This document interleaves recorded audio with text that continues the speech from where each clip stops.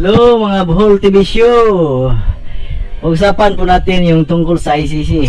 Kasi yung Russia at saka US, ICC under assault by US, Russia rights watchdog. Ngayong araw na po ito na, yung oras po is December 2. Yung website po is Inquiry.net.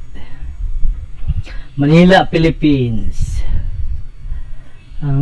So baka posibilidad na yung interim release ni PRD baka po i-grant na po kasi nagano na po yung Russia at saka US at hindi lang yung sila lang nakakita kundi buong mundo po.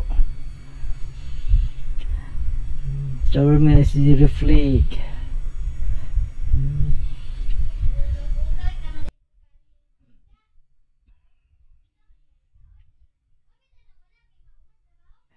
Yung sa NBC News sa US na website, ito din po NBC News World Russia.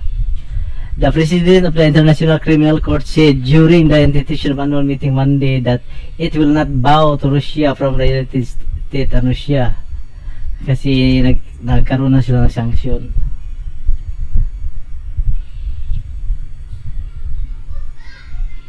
Baka ibigay na po nila yung ICC, i-grant na po yung pag-release ni Tatay Digong. Kasi ito na po, magandang balita po ito kasi yung Russia at saka US hindi nila nagustuhan yung mga pinagagawa ng ICC. Hindi nila pinagrant yung request. Distinguished colleagues, ang boto ko ay no. Hindi dahil perpekto si Congressman Barzaga, pero dahil questionable para sa akin.